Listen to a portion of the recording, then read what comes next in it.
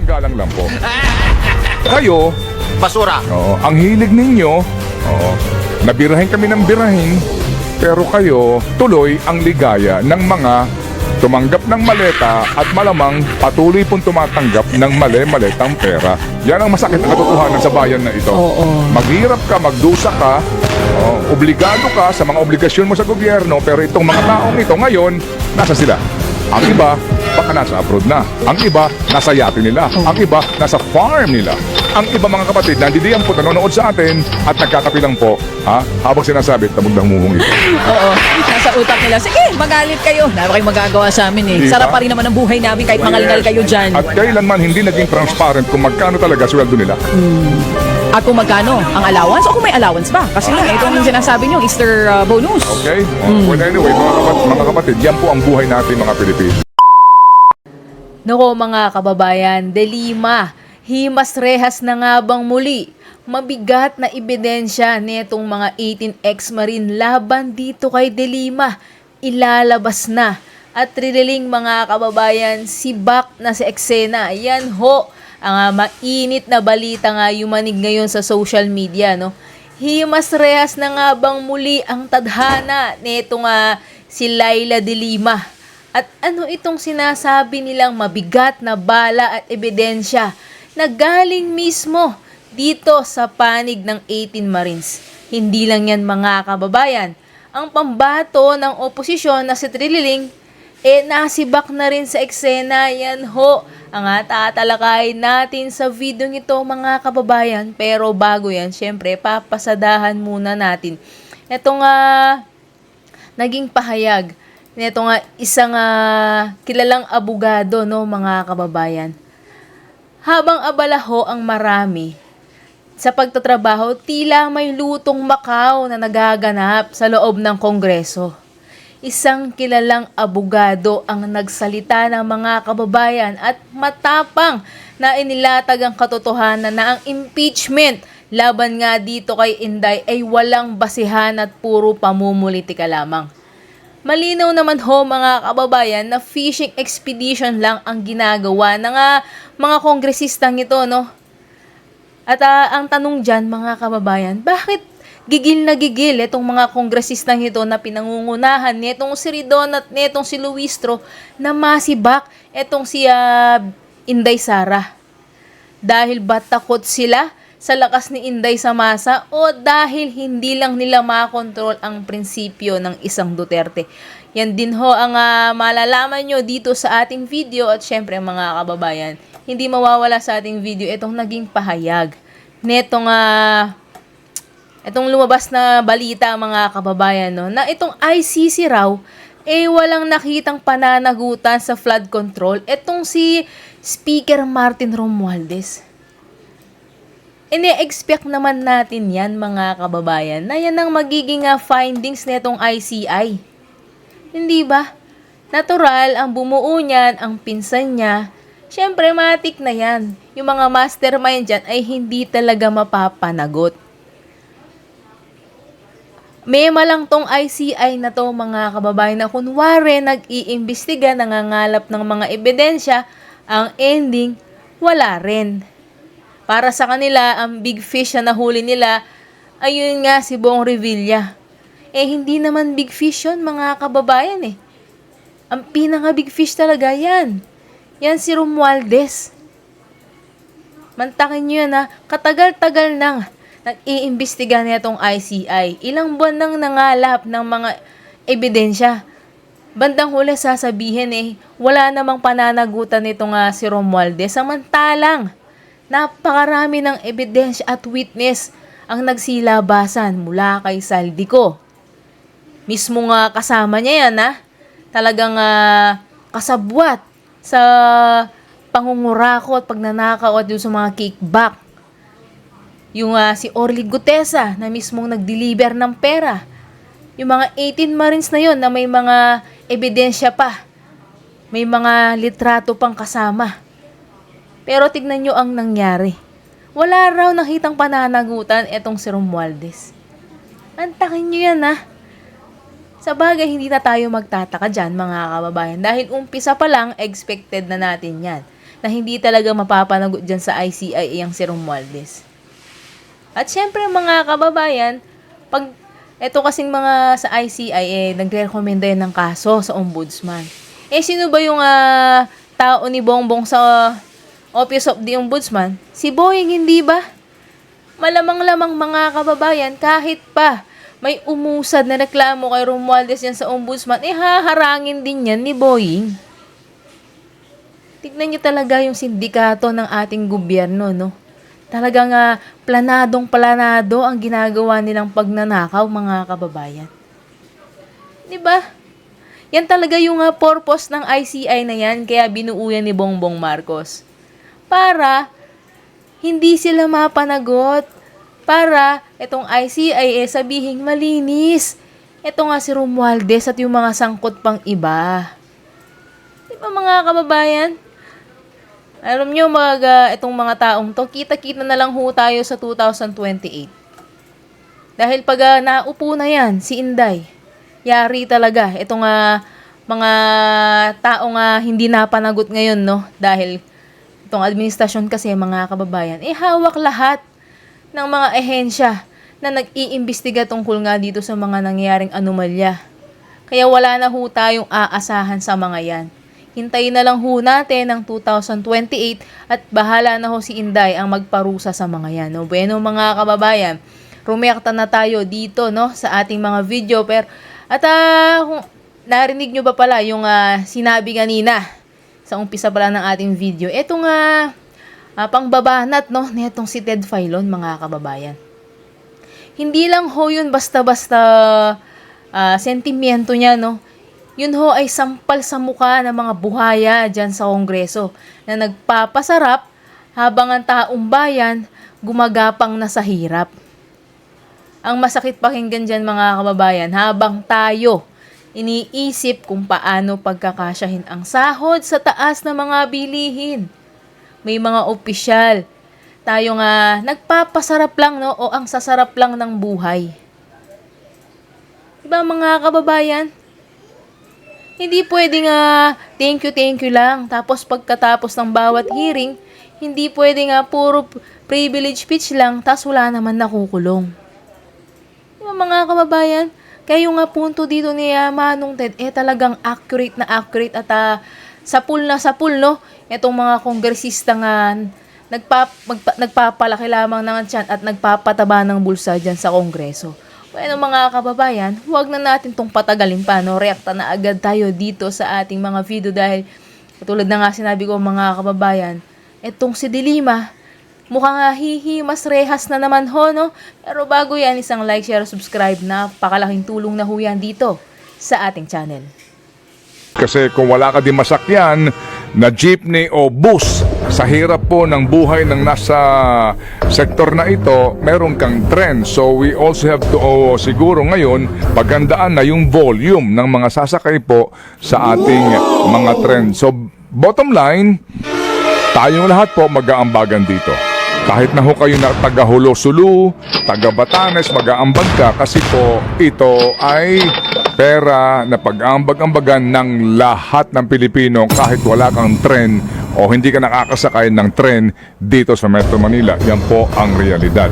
Kaya nga po mga kapatid, sinasabi, mainam din po na mabigyan ng pera, cash ayuda, ang iba't ibang sektor na hindi na po nga dadaan pa sa mga gaanong kahirap, targeted kung tawagin. Pero ang problema nga natin, yung sistema. Paano? 4-piece, wala tayong problema kasi yan po in place na pinag-aralan at kasalukuyan pong gumagana. 4-piece. Yung pong AX na yan ay kanya-kanyang application. Yung fuel subsidy, nagkaroon na po yan ng mga listahan pero medyo may kaguluhan pa. Dito nga po papasok, maganda nga sana ngayon, yung National ID System natin. Yan po yan, napakagandang pagkakataon yan na pakinabangan natin kasi yung ating dapat po na matagal nang natapos na National ID System ang sa magiging paraan to identify each and every Filipino, social class, etc. Madali kang mag-input doon. Nang sa ganun po, kapag sinabi natin sa gantong partikular na lugar, ano po, yung mga mamamayan dito, kilala na ho kaagad kung sino-sino at ano ang kanila pong social standing, ano trabaho, etc. etc. Pero hanggang ngayon, yung national ID na yan, hindi pa po tapos. Bakit? May problema din yan sa bidding. May problema din yan sa korupsyon na issue. Yung provider niyan, etc. etc. Sus, eto na. Sorry, na-connect ko pa rin sa corruption ha. Yan nga din po nga sana. Ano po ang wag natin pong lubayan na issue.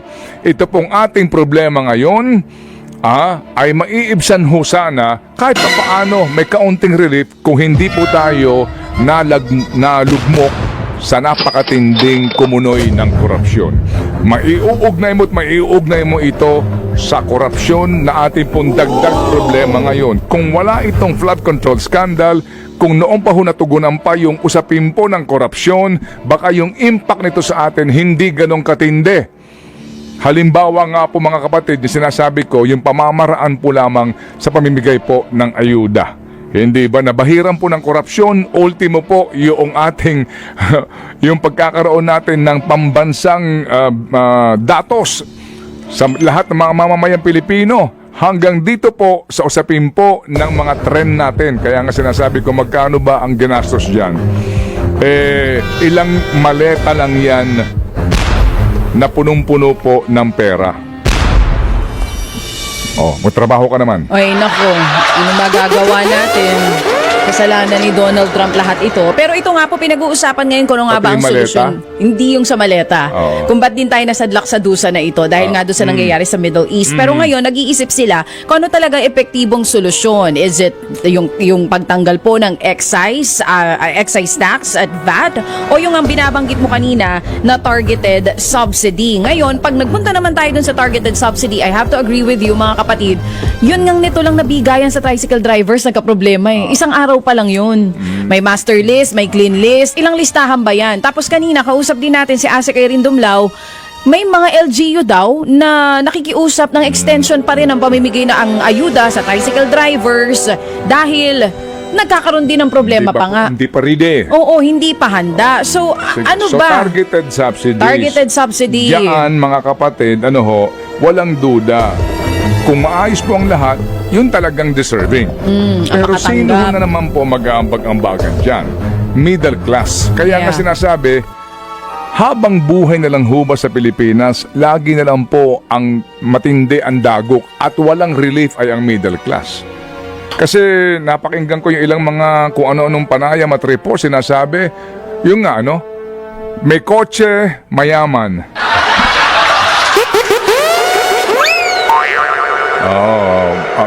Sinasabi, ang makikinabang daw ho kapag tinanggal natin yung excise tax, tinanggal natin yung VAT, pati ho mga mayayaman, makikinabang. Can you please define mayaman? O baka mayabang? Magkaiba yun. Di ba? Mayaman, ano ba definition ng mayaman? Meron kang kotseng hulugan, isa. Dalawa ang kotse mong hulugan kasi obligado kayo na misis mo na mag-iba-iba ng sasakyan. O coding o gamit ni misis, gamit ni mister, dalawa kotse mong hulugan. Mayaman ka na. Nakatira ka sa condominium na hinuhulugan mo, meron kang kotse sa basement ng condominium. Mayaman ka na. Di ho ba? Parang ito ho yung working class, ito ho yung marami, ito po yung hostage.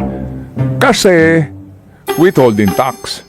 Kung professional ka, VAT. Over and above the income tax. Over and above sa other taxes. Hindi ba? So ikaw at ikaw na lang lagi. Ano relief mo dito? Anong pwede sa'yo maitulong? Wala. Dusa ka kasi ang turing sa'yo, mayaman. Kasi nga, ikaw ay nandoon sa working class. And that's the reality here. Hindi po ba? Paano ka makikinabang nga sana?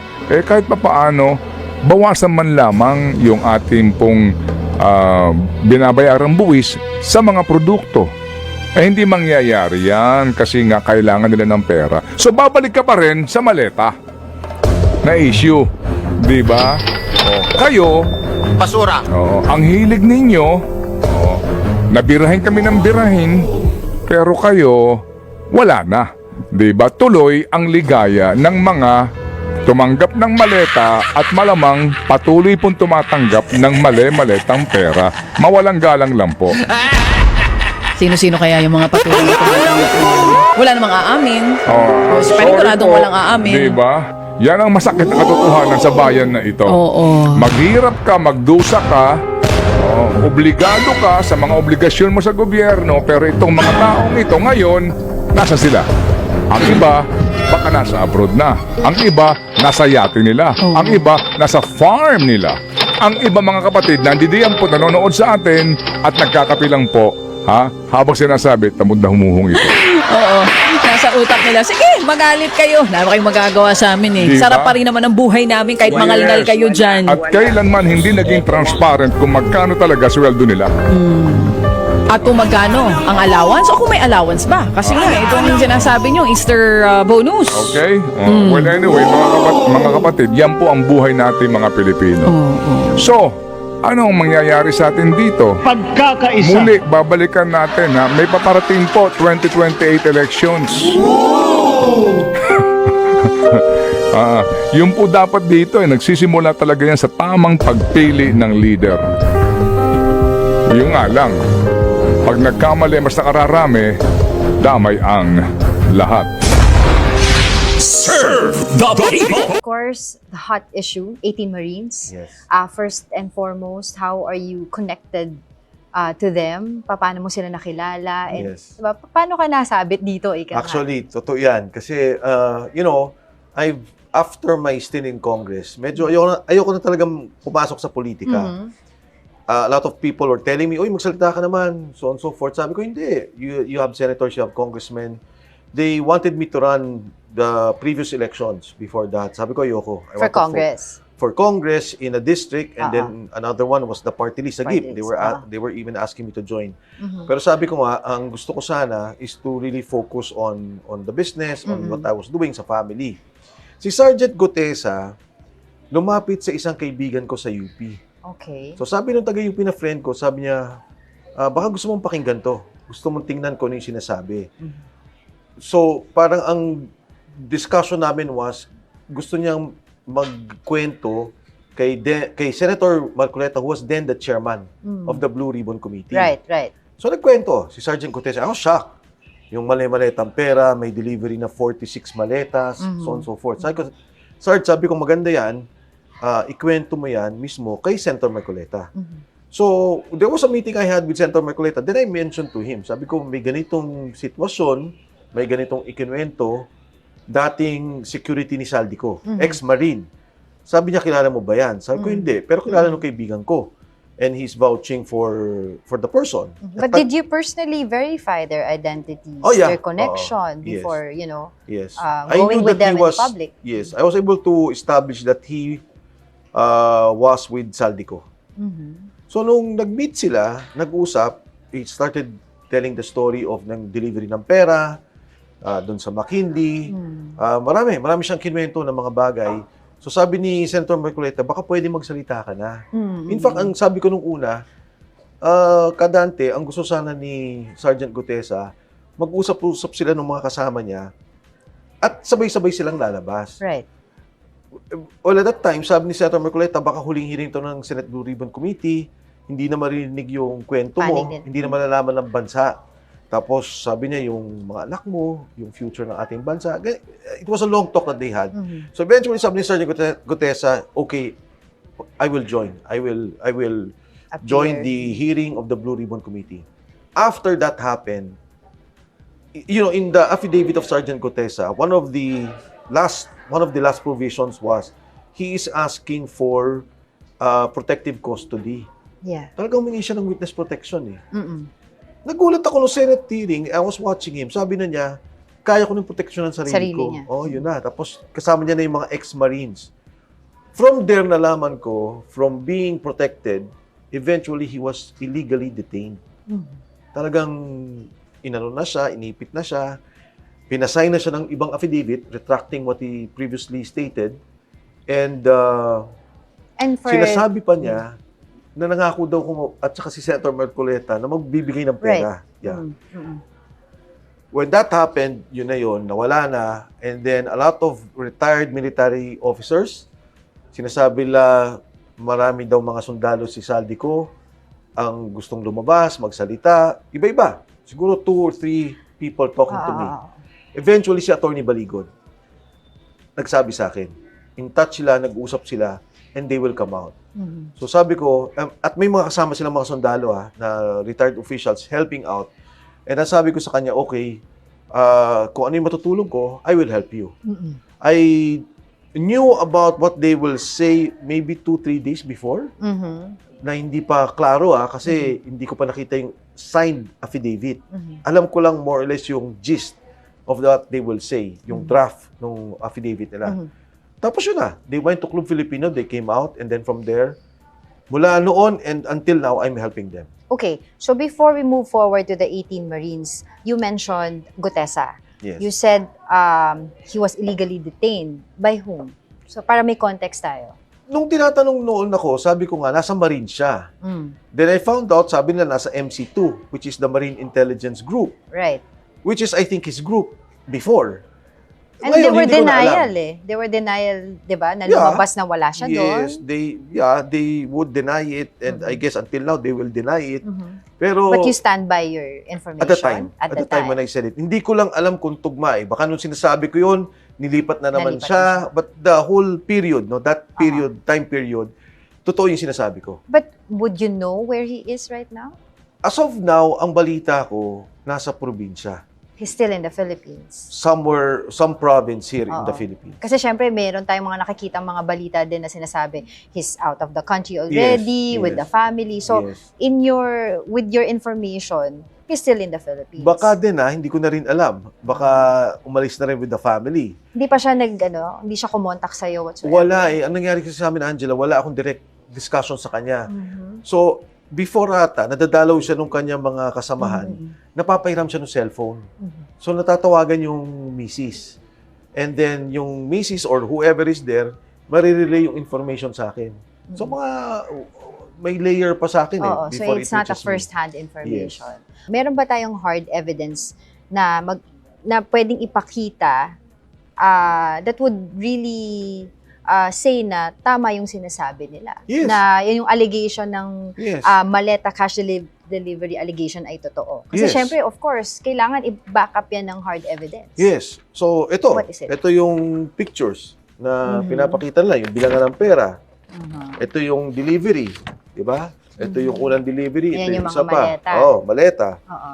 Tapos, okay. Saang bahay daw yun? Bahay ba yan? O may anong binanggit lugar silang, yan? may binanggit silang mga kong. Tapos, dito naman, ayan, pinakita nila na si Sergeant Gutesa kasama nila. Sabi nila, totoo. Yung delivery. Ito ulit si Gutesa, dala yung mga mali-maletang pera. Can you imagine, ganyang karami?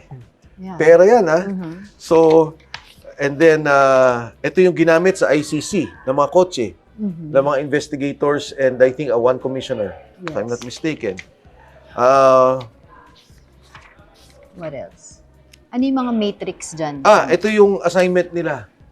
Nung sa ICC sila. Kumbaga parang itinerary. Oo, kung sinong assignment umiikot sa kanila. I'm sorry, ICC, ICI?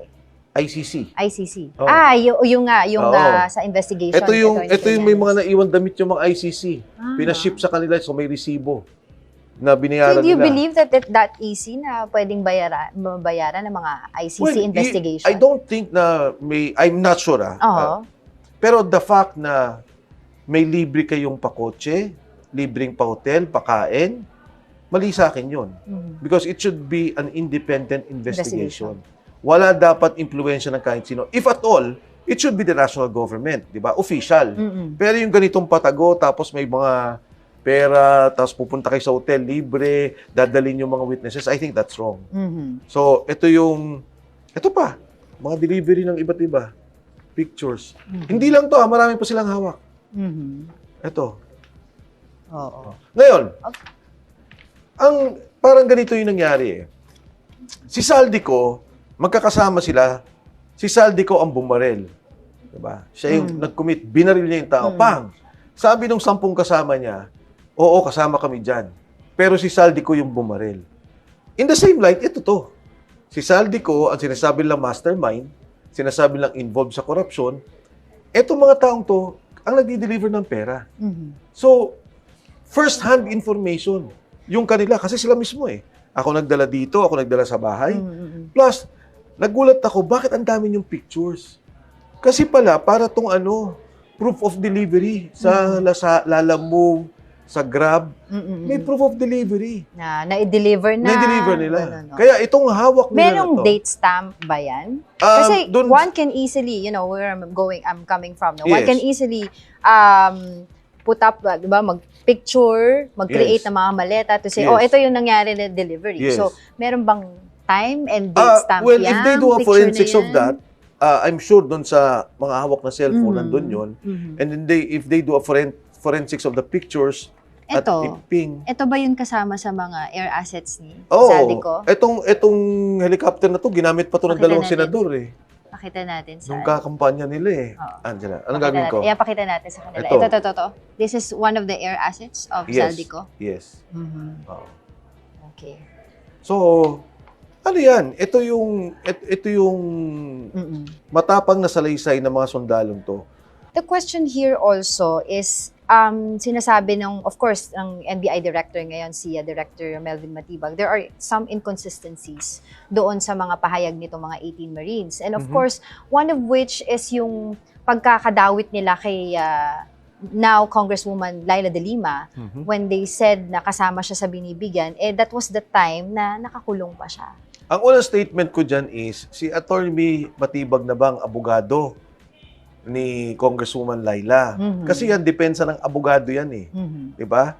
Pag pumunta kang fiscal, sinabi mo ito yung ebidensya ko. Nakita, sige, ipa-file nila yung kaso. Nakita, may what you call this, may prima facie Yes. evidence. Pa-file nila yung kaso, doon kayo maglaban sa korte. Tinanong ko yan sa mga sundalo. Sabi ko, nakita niyo ba si Kong Laila de Lima? Yes po. Anong pagkakataon? 1 month after malabas siya sa kulungan.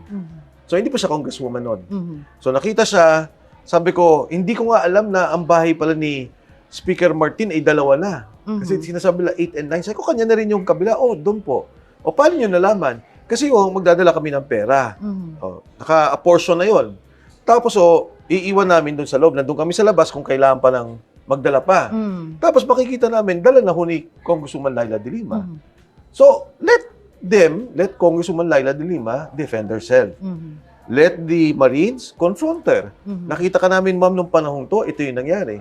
But for the NBI to say at this stage na inconsistent, parang may mali naman ata So do you doon. think they're being unfair or being impartial with their Definitely. investigation? Definitely. Definitely. The first thing na sinasabi ng ombudsman is to establish the identity. Totoo ba na kayo ay security ni Saldico? Na sinabi na, totoo. Kung totoo yan, di pumunta sila doon sa CCTV ng bahay ni Speaker Martin Romualdez, isampina nila, kunin nila yung CCTV ng lahat ng pumasok ng kotse, tingnan nila kung totoo yung sinasabi ng sundalo. Ang nangyari, itong mga sundalo na nagpapatotoo na si Saldico nga ang mastermind, nung tinuro na sila, hindi na totoo. Okay. So going back to Congresswoman Laila de Lima, ang sinasabi ng mga 18 Marines dito, nakita nila na kumuha si Yes. Congresswoman Laila de Lima Hindi lang isang beses yun, ha? sa bahay ni Kasama pa Martin yung si Romualdez. Saldico. Kasama pa si Saldico, Really? kasama si Speaker Martin Romualdez. So, hindi lang isang beses yun. Magugulat ka if you sit down with them, yung not in a kahit na nga formal interview, but yung relax na kwentuhan. Ang dami lang kinikwento. Kasi nagtatanong din yung ibang mga kasama eh. Ano ba yung nangyari? Ba't ako nadamay? So, itatanong ko, ba't nadamay itong si ganito? Kasi sila yung mga congressmen na listahan, kulang yan. Hindi nila kilala lahat. Yung kilala nila yung mga sikat. So, nare-recall nila, ito nandun, nakita namin. Ito nandun, nakita namin. Okay, you said tinulungan mo sila logistically, no? For context, ano yung logistically? Well, for one, natatawa nga ako kasi parang akala nila siguro magtatago ako. Sinorveillance pa. Pati pinicturean pa ata yung sasakyan. Sabi ko, hindi nyo naman. Kung tinanong nyo lang ako, kotse ko talaga yan. At ako yung tumulong mag-transport from where they are to Club Filipino and to where they were going after that. So lahat ng tulong ginagawa ko to help the Marines. Okay, so, syempre ang tanong dito, Kong, is, bakit ikaw? Mm. Bakit all of a sudden, maingay ka? Yes. Diba? Of course, a lot of people would say, baka meron kang planong Yes, I kumandidato sa understand. next election. Yes. Can you deny it right now or confirm Oh, it that you definitely. have any plans Definitely. at all? Number one, nagugulat nga ako na parang napupunta sa politika. Kasi for me, responsibilidad ng bawat Pilipino na makialam dito sa nakawan. Yung isang binanggit ko, PhilHealth lang yun. Biruin mo, supposedly in 2028, meron na tayong subway. Yung pondo for the subway, kinuha din nila. Inilagay sa program allocation at nilagyan nila ng pondo. So dapat itong traffic na to by 2028, maluwag na tayo. Gagawin dapat yung Laguna Lake Road Network. Na dito sa Ortigas, papunta ng Makati, papunta ng Rizal, maluwag yung ating kalye at luluwag yung traffic. Gagawin yung Bataan Cavite Road. Gagawin yung Panay Guimaras Road. Yung North Rail going to Pampanga, pabalik dito, yung sa airport. At saka yung South Rail na long haul going to Bicol. Na dapat sana si Mayor Lenny Robredo hindi na magbubus. Kung meron ng ayos na train na papunta ng Bicol, lahat tayo dapat ma-involve. Hindi dahil may pangarap ka, may gusto ka, o gusto mong ano. So you're not running? I'm not running, but we have to address this. This should not continue. Kailangan ihinto at panagutin at kunin natin kung ano yung nanakaw na pondo dito sa ating bansa. Sorry to stress this, but come 2028, we won't see you campaign. No, I will not run. I could- Nagbago isip ko. Because Hindi, call pag of the sinabi ko people. yun, 2028 ko sasabihin yung sinasabi mo, no? Pero sa akin kasi, wala akong politika eh. Ako nga nagtataka, ba't hindi nagsasalita lahat? Ba't nagkaroon bigla ng leadership vacuum? Dahil ba nakatanggap na lahat? Kongreso, Senado, lahat na ba may natanggap na pondo? Kaya ganyan na yung sitwasyon natin. I do not want to be involved. I'm not a congressman, I'm not a senator. I think many people who were part of those parties, di ba? May PDP group, merong ganitong group, sila yung dapat magsalita sa ngayon eh. What do you have to say to former Secretary Ronald Llamas saying na ganitong galawan daw, parang nakikita niya yung kamay ni former President Gloria Macapagal Arroyo? And of course, syempre, we all know that you served under the cabinet of Ang PGMA. isa, at that alam mo time. si Ronald Llamas is a good friend. And of course, he can say that. Ang definitive reply ko kaagad is, wala. Masyado na ako matanda para kailangan pa akong gabayan ni Pangulong GMA. Pero ito naman ang sasabihin ko kay Secretary Ronald Llamas. Kailangan nyo magsalita. Hindi nyo pwedeng hindi labanan ng korupsyon. Kung nag-aalyansa kayo sa administrasyon na ngayon ni BBM, sisingiling kayo ng taong bayan sa darating na panahon. Sasabihin ng tao sa inyo, nung may korupsyon, hindi kayo nagsalita. Ngayon, gusto nyo kayo tumakbo. Kung magsalita sila ngayon at ilabas nila lahat ng nangyayari, tulungan nila yung ginagawang investigasyon sa Blue Ribbon Committee, ilabas nila yung katotohanan, yan, maaari silang magkaroon ng pag-asa sa 2028. At makikita silang leader sa 2028. Sinong sila yung sinasabi? Liberal. Ronald Llamas Group. Pero kung sila is protect BBM, So do you think that's happening right now? it is They're no one's protecting. talking. Have you heard of anyone talking from the Liberal Party about the corruption happening now? No one. And I'm expecting them to speak out. I'm expecting them to expose what is happening. Diba? I should not be in this role. Well, Egay Irice, in fairness to him, he is also liberal, he is talking. Yes. And believe ako kay Egay. Sabi ko si Egay, ito fair. No? Sumama siya doon sa pag-impeach kay Vice President Sara Duterte. Pero more so, tinutulak niya yung impeachment ni Bongbong Marcos. Yan ang tama. Dahil yan ang problema ng bansa. So do you think yung sa sinasabi mo Sorry, may... dagdag lang. Oh, go ahead. Kung buhay si President Noynoy Aquino, nakasama ko, kaibigan ko nun sa Kongreso pa lamang, baka yan nagwala. Sa nakikita niyang korupsyon nangyayari ngayon sa ating bansa. So sa sinasabi mo na leadership vacuum, do you also strongly believe doon sa sinasabi ng 18 Marines na the President Bongbong Marcos himself, has a hand in this scheme? Ang sinabi ng mga sundalo is nag-deliver kami sa Ilocos. Nagdi-deliver kami sa bahay niya sa Makati. At nag-deliver kami sa Aguado. Pero wala naman silang sinabi Direct na, na sinabi. oo, na parang kami nagbigay kay Bongbong Marcos. Wala naman. Pero do you believe President Bongbong Marcos when Definitely. he's saying na gusto niyang ipakulong whoever is involved? Alam mo yung nangyari kay Do you believe President, he's sincere? ang nangyari kay Pangulong Bongbong Marcos, siguro akala niya nung una, pag sabi niya noon, tapos na, hindi niya naisip na lalaki ito at babalik sa kanya. Doon po sa sinasabi ng 18 Marines, a lot of people are also questioning na bakit parang puro lahat ata ng mga personalities that were involved, according to the Marines, ay most of them are anti-Duterte. Alam Kasi mo, kasama yung mga kabataan. Hindi masagot ng mga Marines yan eh. Hindi nila masagot. Ako masasagot ko. Go ahead.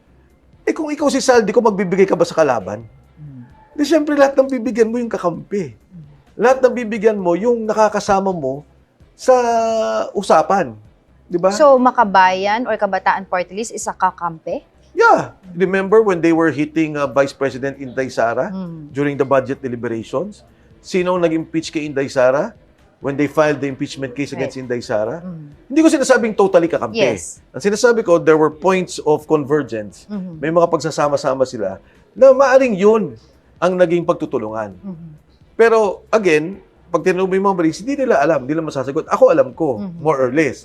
Kasi nga, ba't ka magbibigay sa kalaban? Kailangan magbigay ka dun sa kakampi. Well, Yusek Claire Castro said, nung unang lumabas itong story na to ng Marines, being you with them, sabi niya, it's a lousy script. What do you have to say to that? I think it's a lousy reply. It's a lousy statement. Because the only way to test the script is to call the Marines. The only way to file against them and to file charges of perjury and to prove that they are lying is to call them to a committee hearing. And there are cases filed against you by Eduardo Año and of course former Senator Antonio Trillanes. Yes. What do you have to say to that? Hindi ko maintindihan. Yung kaso ko daw was unlawful utterances. Anong unlawful dun? Because I'm quoting what they were saying. Sa totoo, hindi ako involved sa affidavit na to. Nagdi-destabilize ba ako ng gobyerno? I don't need to destabilize this government. This government is destabilizing itself. Siya nagdi-destabilize sa sarili niya. Yung ginawa niyang nakawan, nangyari na yun. Ngayon, pinagtatakpan niya yung nakawan, nagagalit ang tao, hindi lang siguro ako, lahat, kahit anong politika mo, anong kulay mo, galit, Right. na walang nakakulong. Dapihan mo. But ang gumagawa nito. if you are also so keen about, of course, lahat tayo gusto natin malaman ang bottom of this scenario, this situation, but why aren't you also talking about yung pinag-uusapan na confidential funds ni Vice President Sara Duterte?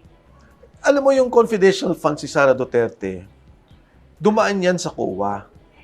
Yung COA, ang process dyan, pagka may mali ka sa budget, sasabihin nila ito disallowed. O ito kulang ang submission mo. Nandun pa lang sila sa COA. Out of 125 million, yung iba na liquidate na nila. May 73 million pa na kulang. So nandun pa sila sa COA. Magkakaroon pa kayo ng ayusan doon. Teka lang, pwede bang ito yung sinabit namin, ito yung pag-correct namin dyan. Pag sinabi lang ng COA na may problema ka na, then they will file a case But against you. Representative Terry Ridon said picture perfect na daw yung mga evidence, no? COA has already submitted the panel yung kanilang report regarding the confidential funds of Vice President Sara Duterte and as Deputy Secretary din. Yeah. So parang ando doon na yung report. Yeah. So I'll show you, Ito. Sa Department of Agriculture, okay? This is also a final report sa Department of Agriculture. Ano ang nakalagay sa COA report ng Department of Agriculture? 8 billion suspended, disallowed. Pending. Ito final na rin to as far as COA. Inaayos pa nila yon. But it's a report issued for 2025. 8 billion to eh. right. Ngayon, ano pa yung isang ahensya? Ito. Ched, can you believe si Commission on Higher Education, ang pending niya is 1 billion. 1 billion. So, ang point ko, bakit yung pinagdidiskitahan yung 173 million, ayan, notice of suspension, notice of disallowances, Ched. of CHED. Ang lead na agency nito, 1 billion. Kukunin ko pa yung DPWH, kukunin ko pa yung lahat ng agency. Hindi, pending pa nga sa COA. Di ba? Pagka ang COA sinabi niya, mali yan totally. Alam mo, ang kailangan mo lang gawin doon, bayaran mo. Isoli mo. Unless sinabi lang ninakaw mo, no? Dahil may graph na yon. Bayaran mo. But the point is, hindi nga daw ma-explain ni VP Sara or she refuses to explain si yung Mary Grace Piatos, Okay. etc. In sometime in peace process natin, the time of President Ramos, binanggit nila yung pangalan ni Ka Hector of Quezon. I forgot his last name, but ito yung Ka Hector din yung pumatay. Si Ka Hector Mabilangan. Because nilabas nila yung confidential report and intel report of his identity Right. and the money going to him. So ito yung sitwasyon ngayon. These are confidential intelligence funds. Now, do you subject it to the hearing? Kung gano'n ang gagawin natin, lahat na lang ng mga intelligence agencies, armed forces services, magdidelikado mga assets nila. Magdidelikado yung mga information So, nila. you said kanina pinagdidiskitahan. So, you think all of this is pagdidiskita kay Vice President? Because you have 30 departments. Lahat yan may disallowances. Lahat yan subject to liquidation. Pinakamaliit kay Inday Sara, 73 million. CHED nga ang liit-liit na agency. You saw the CHED report is public. Public. You can check on that. Bakit ito yung inimbestigahan ninyo? Itong mga to hindi. Because we all know that there is a process in COA. And number 2, ito pa nga intel and confidential funds, which should not be subject to a public inquiry. Diba? So, itong mga agencies ito, 8 billion, Department of Agriculture. I think in DPWH, if I'm not mistaken, 15 billion. Bakit ito tinitingnan ninyo? Itong kurakot na sinasabi natin, Sa sinabi flood control. ni Saldico, nag-deliver din daw siya ng 25 billion kay BBM. Sabi ni Ping Lacson, hindi totoo yan. Sabi ni Yusek Bernardo, siya ang nag-deliver ng pera ng 8 billion, binigay niya kay Try Gib Olaybar, Yusek, Yes. and kay Yusek Adrian Bersamin. Billion, ba't ayaw lang imbestigahan yun? I mean, that's the optics of all this. Na ito, hindi pa nga tapos, nasa COA, 73 million. Ito mga to, may mga nagsasalita na, ayaw nyo naman tingnan, ayaw nyo imbestigahan. Alright, so do you think that we will ever see the light of day in this flood control mess? The way we are going right now, tulad ng sinasabi mo, the way they are responding to the allegations. Alam mo, Angela, so many things are happening that I cannot explain. At naniniwala din ako, lalabas lahat yan. The truth will eventually come out. They cannot prevent it. At ako nagpapasalamat dito sa mga sundalong to. Kay Gutesa, kahit na pinabaliktad siya nagsimula dito sa 18 sundalo, at yung mga lalabas pa. Dahil kahit na endangered sila, no, napapahamak sila, yung kanilang kaligtasan ng kanilang pamilya, doon sa 18, nilapitan na yung 3 pamilya doon. Meron pa bang lalabas na mga iba pang Marines that will Naniniwala testify? ko may lalabas pa. Yung nilapitan po, ano po yung sinasabi? Nilapitan sila to? Yung 18, yung 3 doon, pinuntahan yung pamilya na sa probinsya. Tinakot. Hinahanap sila. In a way, hindi naman... May harassment ba? Well, nasa si ganito? Nasa na yung mga anak niya? Di ba parang hindi mga tamang... Siguro, gusto nila takutin lang. Pero hindi tamang pamamaraan ng pagtatanong . Number 1, ba't sila hinahanap? Hindi naman sila kailangan hanapin. Okay, so aasahan namin in the following days na may mga lalabas pang iba pang mga Marines, hindi lang itong 18. Kasi I believe parang sabi nila 100 plus. 100 plus to, tapos may lalabas pa. So 100 plus ang in-employ ni Zaldico? ng Oo. Marines? Kasi nga may delivery May bantay ng bahay. Di ba yung sa Valley, doon yung dumarating yung pera. Yes. From Valley, di-deliver nila sa Horizon. From Horizon, magdi-deliver sila kung saan-saan bahay. Kaya may mga security bawat Well, of activity. before I let you go, yes or no, do you really believe that you're on the right side of the truth? morally, politically, I am on the right side of truth, and history will prove that what we are doing is correct. What we are doing is for the country, for the people.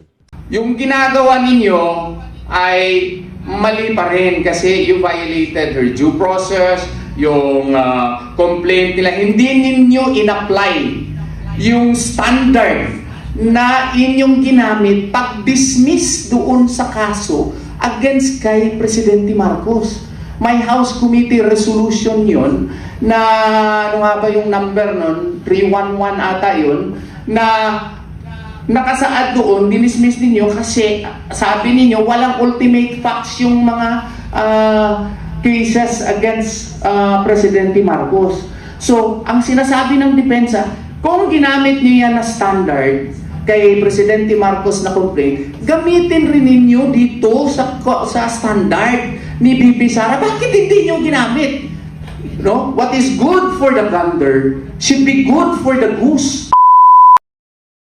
Ito, Panyero, marami nang may gustong nag-aantay ng pananaw mo sa pinakamainit na topic ngayong linggo, which is the consolidated answer ad cautelam filed by the legal team of our Vice President Sara Duterte in the impeachment proceedings. For our listeners, ano po ba itong sinasabi na answer ad cautelam? And why do you think her lawyers chose this approach in the impeachment proceedings? May strategy ba behind? Ganito lang, no? Hindi ako parte officially sa defense team ni VP Sara. So it might be inappropriate and unethical on my part to give my opinions. But just the same, I believe that the people also have to know what is on my mind, di ba? So, yun lang po. You have to take my opinion as it is. Hindi po ako parte doon sa kanyang defense team. Okay? So, sa trial niyan, kung sana walang trial, ang masasabi ko lang, may rason bakit ginawa yan. Ang tingin ko niyan as a practicing lawyer is ang answer ad cautelam, ang ibig sabihin lamang niya, answer just in case. Mga ganun ba? Answer just in case. Okay? Just in case what? Okay? Just in case you proceed further, or just in case you decide it against me anyway, at least we have an answer. Yung mga ganun. Kasi nga po, kung ako naman on the defense side, I would perhaps tackle the case the same way, so that the prosecutors later on would not know as to what are my real defenses once in case if this gets to trial. Gets nyo? Kasi kung dito pa lang sa prosecutors level, dito pa lang sa determination of probable cause level, whether or not there is sufficiency of substance level, no? Akin to a prosecutor's level yan kung sa criminal cases sa aking pananaw. Pero ang grabe lang dito ay medyo mga politika. Sa pananaw ko kasi, kung iratsada mo na lahat ng mga depensa mo dyan, as a practicing lawyer, kaya nga nagmamadali kami kasi may 1:30 hearing pa ako. So, malalaman na nila, mapag-aralan na nila, ganun pala. Ganun pala. Hindi pala talaga kay Sara yun. Kay VP Sara yung property na yun. Binigay lang pala sa kanya para maging abogada, nung pagkabago niyang abogada. Mga ganun. Isa lang yan, na sinabi ko. So, papag-aralan na nila ngayon. So, pagdating sa trial, medyo marami nang nalaman yung prosecution, mahihirapan na yung defense. No? It's not really a simple case of telling the truth. It's a case of when you tell the entire truth. When the case can be defeated based on certain legalities, such as dito, klaro naman talaga, na wala talagang due process, wala talagang ultimate facts. Nagpadala ako ng letter, doon pa lang sa Committee on Justice, the night before mag-tackle yung Committee on Justice. No? I already questioned the 4 complaints because I argued that the first 2 complaints were really early. No? Kasi in the first original decision that we won in Duterte and Duterte versus House of Representatives and Torion versus House of Representatives, yung original decision was really clear that the whatever impeachment complaints that can be filed should be filed on February 6. Itong dalawa prior to February 6. So doon sa letter ko, I emphasize that they were premature. Pagka kinabukasan, I don't know why they did it, kasi gabi ko yun pinadala yung sulat, they withdrew the second complaint. And it was a tactical move because I also claim that the third complaint is congenitally infirm. It was void. Why was it void? Because it was endorsed by Representative De Lima. And the second complaint was likewise co-endorsed by Representative De Lima. Of course, they will say, ganito na naman, yung anong 2 views on the matter. Sasabihin nila, there is no prohibition under the 1987 Constitution that a congressman can only endorse once. True to you. But just because there is no express prohibition, it is already enshrined, ingrained. Why? Because an endorsement of an impeachment complaint of a high official of the land is actually a recognition in your part that you agree in whole and in truth the entire allegations of that complaint. So therefore, it is my humble contention that it is a sacrosanct process. How can you endorse wholeheartedly an impeachment complaint and at the same time, by the way, I also endorse this complaint? You cannot do that. You are talking of highest officials of the land, the second highest official of the land, 32 million, and then you say, I wholeheartedly support this complaint, and at the same time, I wholeheartedly also support this complaint. What does that tell you about forum shopping? Okay? So, what does it tell you? That an endorsement is actually a sacrosanct act as an elected official likewise of the land. So that is my contention. On the 4th complaint, I also said that this 4th complaint is likewise congenitally infirm. Why do I say that? Because they are mere reiterations of the past complaint. Okay? While it may be true that, Madriaga is an addition, his affidavit was an addition, but that cannot constitute as the declarations there are not ultimate facts which would qualify the crimes which are actionable or considered as impeachable, such as the grave violation of Constitution and other crimes that are listed in the 1987 Constitution. So, yun nga lang, ang ginawa ng Committee on Justice, nag-decide sila na sufficient in substance. Okay? Pina-answer na nila ngayon si VP Sara. Yung answer nila, kaya nga, answer ad cautelam. Para mapakita ng depensa, sa tingin ko lang, pwede ako magkamali ha. Pwede ako magkamali. Ang babright ng mga lawyers ni VP Sara. So, ang sabi nila, yung ginagawa ninyo ay mali pa rin kasi you violated her due process, yung complaint nila, hindi ninyo in-apply yung standard na inyong ginamit pag-dismiss doon sa kaso against kay Presidente Marcos. May House Committee resolution yun na, ano nga ba yung number nun? 311 ata yun, na nakasaad doon, dinismiss ninyo kasi sabi ninyo walang ultimate facts yung mga cases against Presidente Marcos. So, ang sinasabi ng depensa, kung ginamit niyo yan na standard kay Presidente Marcos na complaint, gamitin rin ninyo dito sa standard ni VP Sara. Bakit hindi niyo ginamit? No? What is good for the gander should be good for the goose. Sa amin yan mga abogado. Kung in-apply nyo yan doon kay Presidente Marcos na standard, i-apply din niyo dito. Anong resulta? Wala din. Not sufficient in substance. Yun lang po. So moving forward, Panyero, the public after expects impeachment proceedings to move quickly, hindi ba? Kasi nga, Ano nga yung nakalagay sa sa constitution natin? Yung Forthwith. Forthwith daw. Yung Oo, forthwith na yan. Okay. Mm. So the question is, what are the most common misconceptions of Filipinos about how impeachment proceedings actually work under the Constitution? Ito, sinasabi nila, na-impeach na si Inday, hindi na makadagan usab, hindi na makatakbo uli.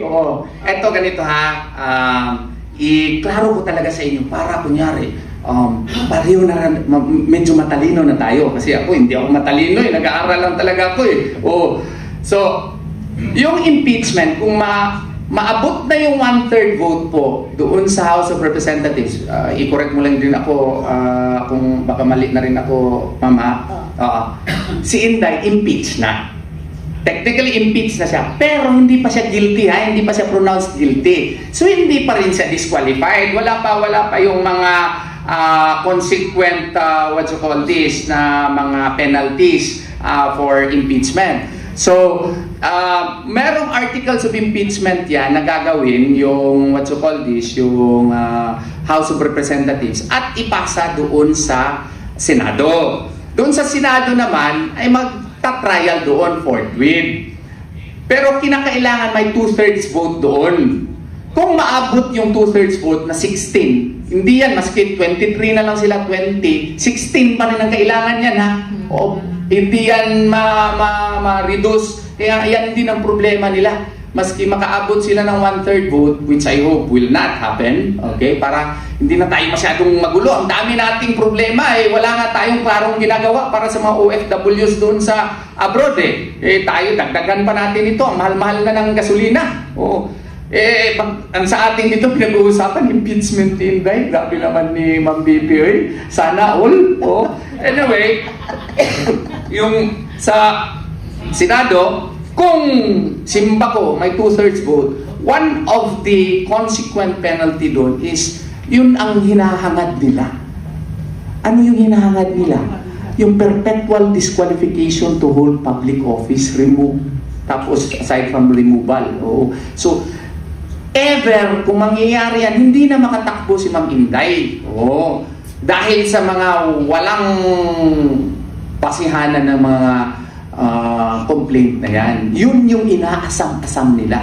Kasi alam nila na maski sino pa ang ilagay nila, matatalo ngayong 2028. Kaya nga, by hook or by crook, i-try talaga nila yan gagawin. Tayo namang taong bayan, we have the moral responsibility to prevent that from happening. Kasi kung mangyayari yan, wala na tayong choice. Sinong, kung mayayari si Ma'am Inday, baka ma-force din tayo na i-field na lang siguro mas matapang din yun, si Congressman Pulong, o si Mayor Baste. Diba? By 2028, 40 na si Mayor Baste on the day of the election Hindi si Baste, naku, baka marami ding magbuboto nun, especially yung mga babae. Baka makakuha na lahat ng mga female voters. So, kaya mag-isip-isip din siguro yung grabing magbigay ng problema kay Ma'am Sara. Ang daming problema lang binibigay kay Ma'am Sara. Mag-isip-isip din kayo kasi may mga alternatives din Pero sana hindi yan mangyayari because it is for the betterment of our country. We need really a leader like Ma'am Inday in our times. Yes. Attorney, pwede kong dugtungan. Sige po, gusto ko lang po i-remind yung mga kababayan natin, wala kayong napapansin. Puro delubyo dumadating sa atin. Earthquake, baha, sakit. Ngayon, sinabayan pa ng gera. Pero anong focus ng ating gobyerno? Anong focus? Anong focus po nila? Isa lang. Why? Bakit sila takot na takot? Nagsanib pwersa lahat ng iba't ibang kulay except green, Except green. Sa totoo lang, dito pa lang, mag-isip na po kayo. Hinaharangan nila yung tunay na dapat makamtan ng sambayanang Pilipino. Ang mabigyang katarungan, ang mga nangyayari sa atin, at Matigil na ang pagdarahop ng ating bayan na magpahanggang ngayon hindi nalulutas. FLOOD CONTROL Flood control. Baka nakakalimutan nyo. Balikan. Bakit ka mo? Panglilihis. Bakit nakatuto kayo? Puro Sara, impeach Sara, Sara Lustay, Sara Waldas, Sara ano, si Piatos kung nakakapagsalita lang at si Mary Grace magmumura na yan. Ba't ba ginagamit nyo ako? Nagtatanga-tangahan sila at nagpapanggap na kala mo talaga totoong totoo. Turo sila ng turo kay BP Sara pero nakalimutan nila 4 na daliri nila nakaturo sa kanila. At ngayon kailangan magbalik tanaw tayo. Ano bang meron kay Sara? Bakit kailangan nilang sirain sa tao? Bakit takot na takot sila? Kasi yan na magiging katapusan ng mga ginawa nila noong pa na hindi natin natutuklasan. Lumalabas na isa-isa ang mga katotohanan kung papaano nila binalahura ang ating bayan at nagiging sunod-sunuran tayo sa kanilang lahat dahil akala natin yun po ang tama at para po talaga sa bayan ang lahat ng kanilang adhikain at plano. Eh ngayon na lumalabas ng totoo, kailangan pa pala may isa pong makulong. Doon pa lang magtaka kayo. Bakit kailangan tanggalin mo sa bayan natin? Kung talagang siya ay nasasakdal, pwede siyang kasuhan dito. Bakit ibang bansa ang hahawak sa kanya? Doon pa lang po magtaka kayo, nilihis, tinago, tinanggal yung tatay. Akala nila, magagawa nila ito, nakalimutan nila yung Diyos. Talaga ngayon ko na-appreciate lahat eh. Nakikita natin, no, attorney?